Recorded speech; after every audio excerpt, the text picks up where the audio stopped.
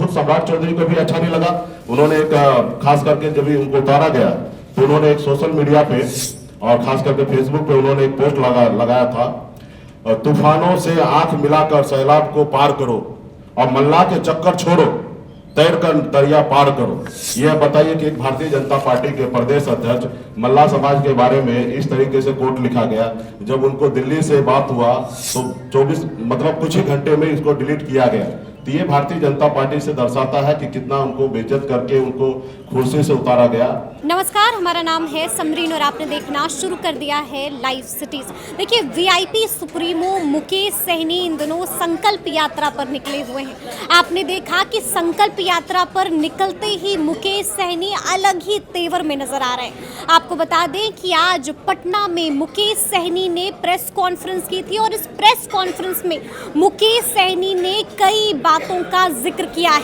आपको बता दें कि उन्होंने साफ साफ कहा है कि हमारी संकल्प यात्रा 25 जुलाई को शुरू हुई थी। उन्होंने ये भी बताया कि ये संकल्प यात्रा 101 दिन की है, जिसका पहला चरण आज समाप्त हो गया है। देखिए, उन्होंने साफ साफ कहा है कि अब दूसरे चरण की शुरुआत होने वाली है। साफ कह दिया है कि दूसरे चरण में हमारा जो लक्ष्य है वो और भी बड़ा है। क्या कुछ कह रहे हैं मुकेश सहनी, एक बार आप वो सुनिए। साथियों, आप सबको जैसे जानकारी है कि 25 जुलाई 2023 को वीरांगना फूलन देवी जी के शहादत दिवस के अवसर पर हम लोगों ने एक निषाद आरक्षण संकल्प यात्रा हमने निकाला, जो तीनों राज्य में यूपी, बिहार, झारखंड तीनों राज्य में जाएंगे और 80 जिला हम लोग कवर करेंगे। 101 दिन का ये यात्रा है और 4 चरण में हमने इसको बांटा है और एक चरण कल ही समाप्त हुआ है हमारे समस्तीपुर जिला में और दूसरा चरण में हम कल से मधुबनी से जाएंगे और समाज का भरपूर सहयोग प्राप्त हो रहा है। पूरे यूपी, बिहार, झारखंड में जहाँ पे भी कार्यक्रम हो रहा है, लाखों की संख्या में युवा जुट रहे हैं और पहले जैसा लोग अभी नहीं रहे। मोदी जी के कारण डिजिटल इंडिया का लाभ हमको भी मिल रहा है, जो आज यूथ जो है मजबूती से साथ दे रहे हैं। वो देख रहे हैं कि उनके घर, उनके बच्चे, उनके आने वाला पीढ़ी को कैसे भविष्य बेहतर हो। हमारी मांग है कि निषाद समाज को आरक्षण मिले। जब बंगाल में आरक्षण है, दिल्ली में आरक्षण है, तो बिहार या उत्तर प्रदेश, झारखंड में क्यों नहीं? जब देश एक है, देश के चलाने वाला माननीय प्रधानमंत्री जी एक है, गृह मंत्री जी एक है, तो भला हमारे साथ भेदभाव क्यों हो रहा? तो इसके लिए हम लोग निरंतर लगातार सभी जिला में घूम रहे हैं और हजारों लाखों की संख्या में लोग हाथ में गंगा जल लेकर संकल्प कर रहे हैं कि हम एक रोटी कम खाएंगे लेकिन अपने बच्चे को पढ़ा लिखा के काबिल बनाएंगे।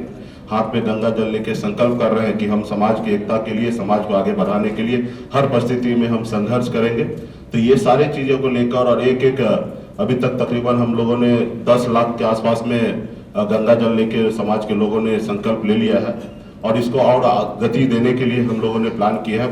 पार्ट 2 में हमने इसका निर्णय रखा है कि कम से कम 1.5 करोड़ निषाद को संकल्प कराया जाए और 28 तारीख को ही पटना से ही हमारे सैकड़ों गाड़ी रेडी हो रहा है और सभी को प्रभार दिया जा रहा है कि प्रखंड स्तर पे टीम बना के एक एक गांव में जाके कोई ऐसा गांव ना रह जाए कि वह छूट जाए समाज के लोग संकल्पित होने से।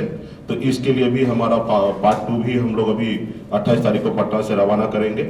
उसके आगे भी धीरे धीरे कार्यक्रम बढ़ते रहेगा और बहुत ही भरपूर सहयोग मिल रहा है और खास करके आप लोग भी जितने भी नेशनल चैनल, तो निश्चित तौर पर उतना सपोर्ट नहीं मिल रहा है लेकिन जितना मिलना चाहिए, लेकिन उनका भी सपोर्ट मिल रहा है और खास करके जितने भी हमारे यूट्यूब चैनल है और या बिहार के रीजनल चैनल है, सबका भरपूर सहयोग मिल रहा है और गांव-गांव तक, एक लोगों तक हमारी बात को पहुंच रहा है, आवाज पहुंच रहा है। इसके लिए आप सभी को धन्यवाद दे रहा हूँ। देखिए, मैं संभावना ढूंढ नहीं रहा हूँ, हम अपने हक अधिकार के लिए लड़ाई लड़ रहे हैं, हम संभावना ढूंढ नहीं रहे। हमारा संभावना बहुत अच्छा बॉम्बे में था, बॉम्बे की जिंदगी, ऐशो आराम की जिंदगी को छोड़कर और गांव में, बिहार में आए हैं तो अपने लोगों को हक अधिकार दिलाने के लिए।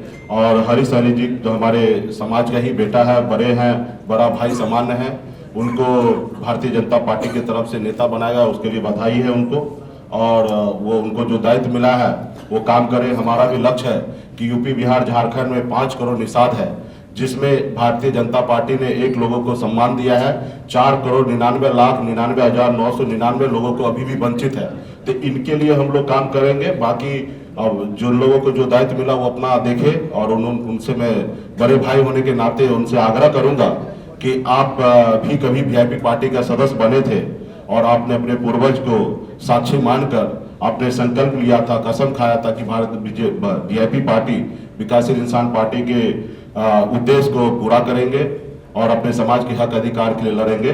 तो कृपया करके आप जो उद्देश्य आपने संकल्प लिया था उसको पूरा करें, जहां पे भी रहे स्वस्थ होकर अच्छे काम करें।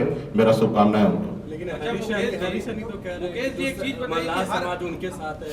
देखिए, आज देश और दुनिया सबको पता है और आपको भी पता है, मुकेश सहनी को एमएलसी नहीं मिला, उसके बदले में उनको एमएलसी बनाया गया।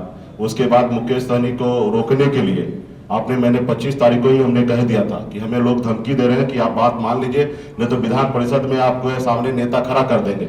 हमने कहा था कि आप कर लीजिए, आप मुख्यमंत्री बना दीजिए, प्रधानमंत्री बना दीजिए, मुझे उससे कोई फर्क नहीं पड़ता है।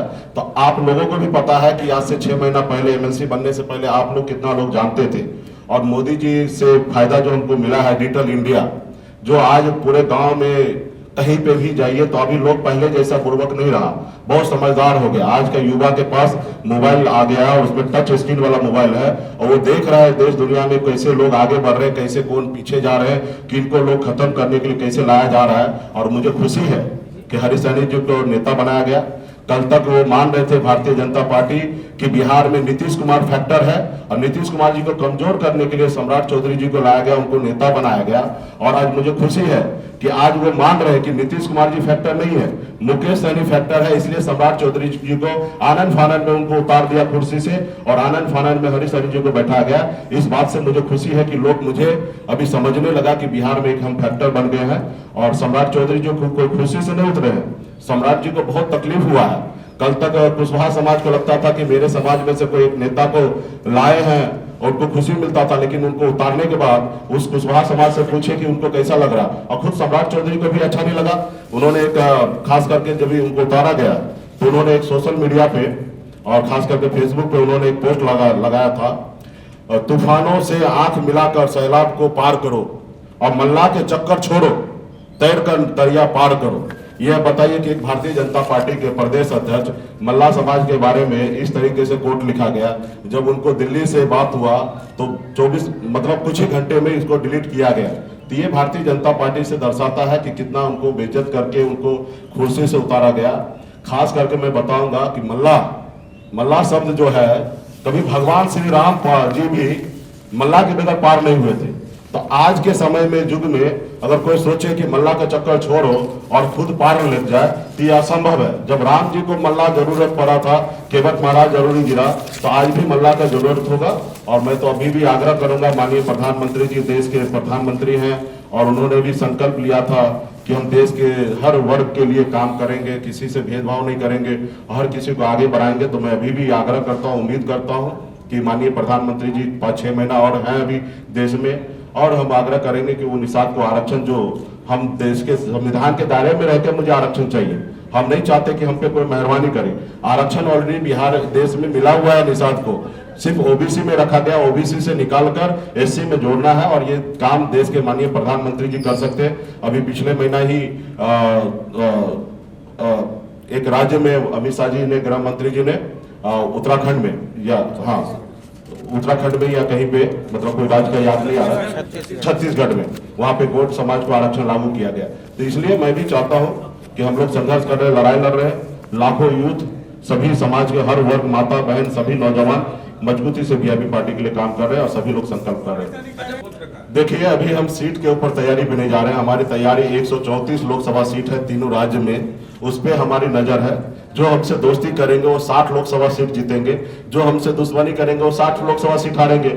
और जब हमसे 60 का फायदा होगा तो निश्चित तौर पे हम भी चाहेंगे हिस्सेदारी अच्छा हो, क्योंकि जब पॉलिटिकल पार्टी है तो जब चुनाव लड़ने के लिए जाएंगे तो हम चाहेंगे कि जिधर हम जाएं 60 सीट का अगर फायदा दे रहे तो उसके अनुरूप हमें फायदा पॉलिटिकल पार्टी के नाते हमें सीट मिले।